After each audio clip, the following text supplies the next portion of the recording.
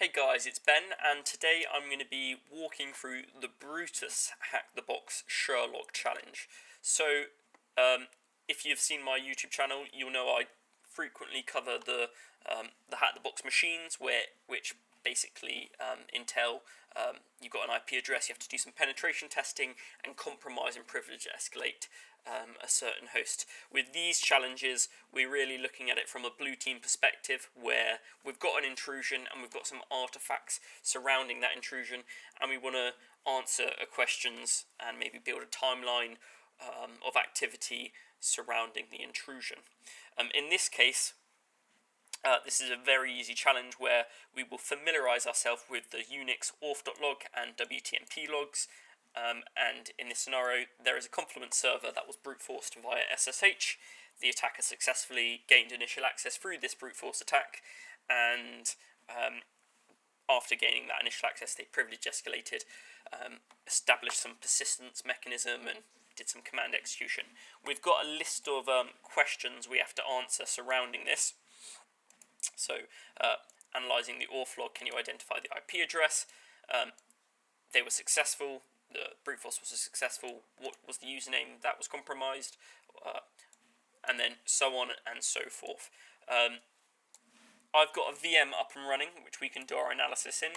This VM here is the reverse engineering malware distribution for Linux, Remnux. This challenge does not entail any reverse engineering. However, I'm using this particular Linux VM because it is quite powerful to use the Linux command line when we're sort of playing around with these sort of artifacts. When you start the challenge and download the file, you're given this brutus.zip. Once you unzip that, you've got these two files here, auth.log and WTMP. We can do the file command on all the files to see what are the file types we have got, and we can see the auth.log is ASCII text, so this is like a plain text file, and the WTMP is this base free DPT file. I didn't know what this was, but we can sort of come to the conclusion it is binary, so it's not plain text like the ASCII text. And just to show that, we can cat this open and we can see, look, this is binary data. There is stuff we can't really pass because it's binary data. So let's do a little bit of research, right? WTMP Linux, what is this? So let's just look at the Linux handbook. We can see these files store user logins. So the UTMP file tracks the currently logged in users, so the current sessions which are established and are happening in real time. The WTMP keeps a historical log of every login and logout activity, and that is the file we have here. The BTMP maintains a record of invalid login attempts. However, we don't have that artifact in this case. We just have this WTMP file. So you may want to know this is binary, right? We can't really pass it like you would usually. How can you read it? And you can use it with the who command or the last command. So you can use the last command to display it on the host you're currently logged in as. But if you wanted to, you could go on the command line like this, and I'm just going to clear and go out like this, and I'm going to go last, or is it who, WTMP, and we can see we can display this file here. This is great, right? We've got a few IP addresses here, a username here, and a few more users, so Ubuntu, root, and cyberjunkie, and we've got these two distinct IP addresses, and we've got some timestamps associated with it. However, the who command doesn't give all the data which is included in this file. There is another utility called, I think it's UTMP dump, is that it? Yes, UTMP dump, and you pass in the command line the file, in this case UTMP, and we've got here a more detailed log of all the session activity. Once again, you can see users, root, cyberjunkie, and we've got some IDs on the side here, 5, 6, 8. We will go into this in a little bit more detail, and we've got some further timestamps here. I'm not going to spend too much time on this because we've got two artifacts, right? We've got this WTMP, which is the historical session data for this box, but we also have this auth.log file. So this is the Linux auth.log, and I'm going to do a quick Google about this, Linux auth.log. So Linux logins explained, and then once this loads, we'll be able to find auth.log and auth.log. So user logs keeps authentication logs for both successful and failed logons and authentication processes. So we saw the WTMP only logs the session activity of successful authentications, the logins and logouts. The auth log also logs unsuccessful logons or logon attempts. So we can take a look at this one, right?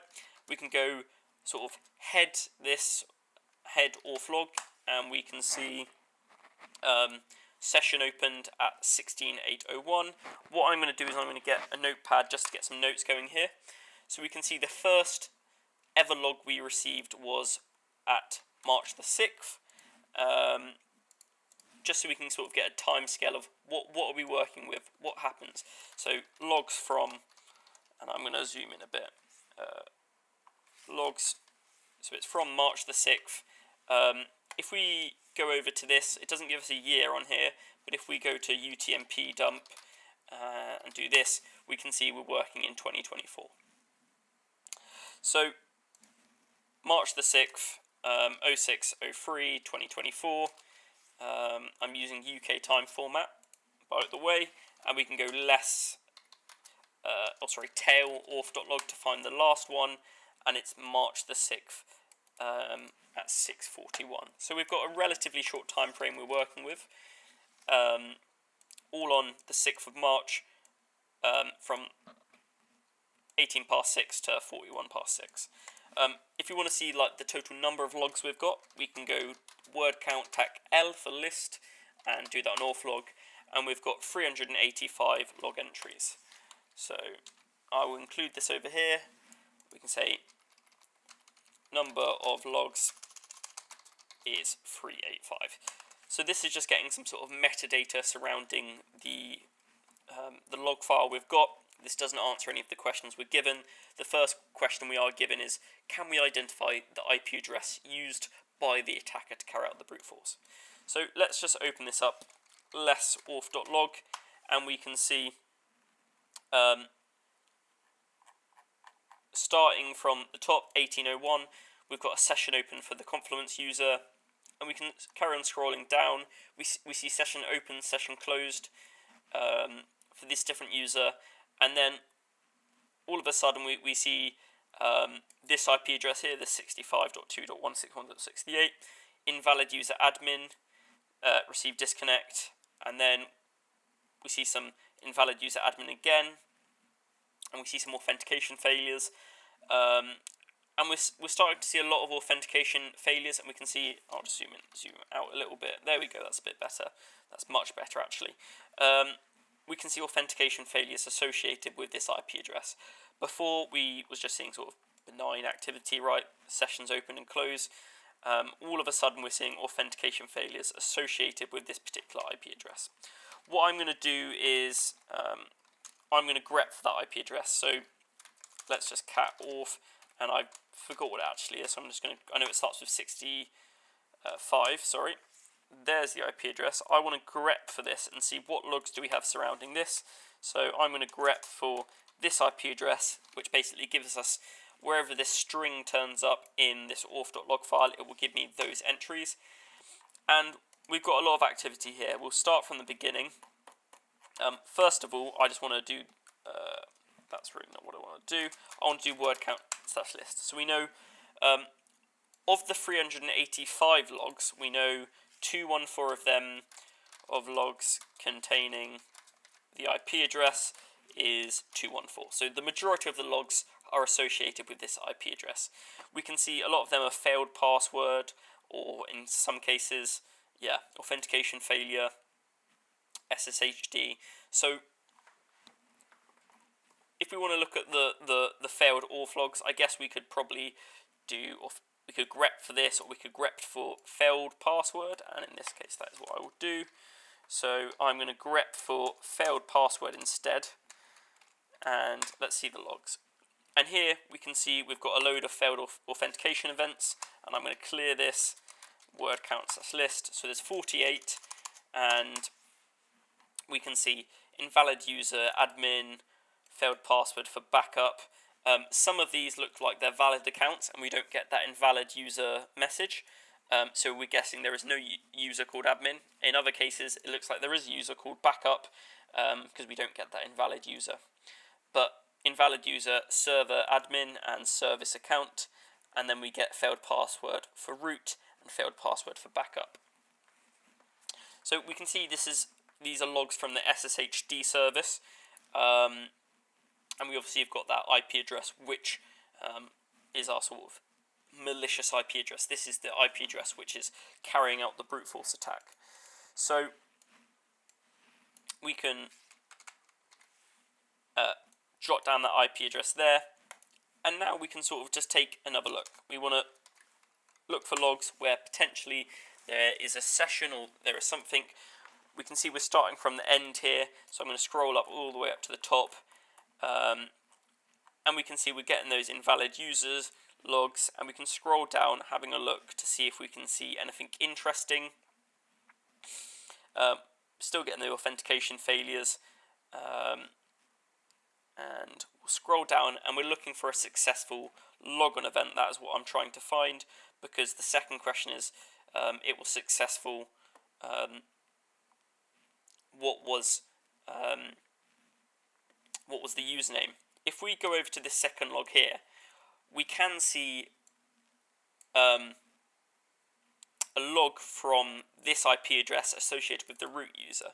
We also can see two root users, CyberJunkie and root. So we can come to the conclusion it is likely the root user which was logged on, and we can see that logon event happened here. So we can sort of maybe try grep for root now and see if we can find any better logs. So we can see an accepted password for root. So I'm going to copy this here. We can see, move this over here. There was an accepted password for root at 3140, and there was another one here at 32. So we've got two what looks to be authentication attempts. So the user root was authenticated at 3244. We can sort of correlate that with our second log here and see this event happened at 3245. So there is some sort of minor discrepancy on the timestamps between when the user logged on, root logged on. Maybe this one was sort of there was no session established because we didn't see this event in this WTMP, but we can sort of build up the time. It's going to be between these two times here, and there is a reason why there is a discrepancy of 1 second. But we've got the fact here, accepted password for root here. Going back to the questions, right, we know what is the username of the account which gained access? It is root. And can you identify the timestamp when the attacker manually logged into the server to carry out their objective? In this case, like I said, we've got a few cases, a few different discrepancies. How can we tell which one is correct, or how do you know what is the right one? I'm going to go around the time where we can see. So we've got the session closed for root there, but if we go up a little bit further, what was the time again? Sorry.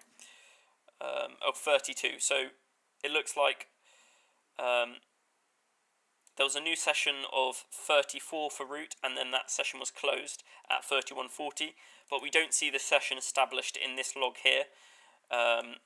So let's carry on going down, and then we're getting to around 32 is where we saw it, and we'll see if I can spot this. We know it's going to be accepted password, so there it is, accepted password. at 32:44. So it accepts the password, and then it looks like the session is opened, and session 37 is the sort of like session ID which is associated with this logon. So password accepted, session opened, and then we've got from the system D logon D sort of process, we've got the new session 37, and we can sort of correlate with this one, this WTMP at 32:45, the session is established. So this is the answer to the third question. Can you identify the timestamp when the attacker manually logged on to carry out the objectives? The fourth question is session numbers are tracked and assigned, and in this case it is 37. The fifth question is the attacker. The attacker added a new user as part of their persistent strategy on the server and gave this new user higher privileges. What is the name of this account? So we know the session is established at 32:44. We can see, if we scroll down, a group add and a group added to G-Shadow and Etsy group, and it looks like there's this Cyber Junkie, and then we see there's a new user event, Cyber Junkie. This all happens at 34:18. So when a new user is created, they're added to Etsy group, they're added to Etsy G-Shadow, and we can see their home folder, home Cyber Junkie being created, and the shell associated with their session there is bin bash. We can see this Cyber Junkie user is added to the group sudo and the shadow group sudo, which basically is escalating privileges to the Cyber Junkie user and giving them root access. This is basically root, another root user. So we can see the answer to this next question is, what is the name of this account? It is Cyber Junkie. The next question is, what MITRE ATT&CK sub-technique ID is used for persistence?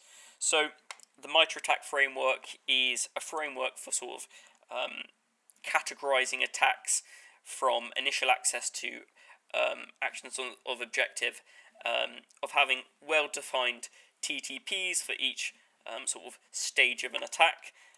If we go to the MITRE ATT&CK framework website, we can see it's split up into reconnaissance, resource development, initial access, all the way to impact, which is sort of your actions on objectives. But we're looking for persistence, right? The attacker has created a new account in order to persist in the environment. Maybe the root password gets changed. They've got this secondary account, Cyber Junkie, which they can use to persist. In this case, they are creating accounts, so we can see they are creating an account, and the sub-technique is a local account. This is not a domain joined account, this is not a cloud account, this is a local account, so that is the MITRE ID sub-technique used for persistence, T1136001. Task 7 is, how long did the attacker's first SSH session last, based on previously confirmed authentication time and session ending within the auth log. So we know it started at 6:32:45.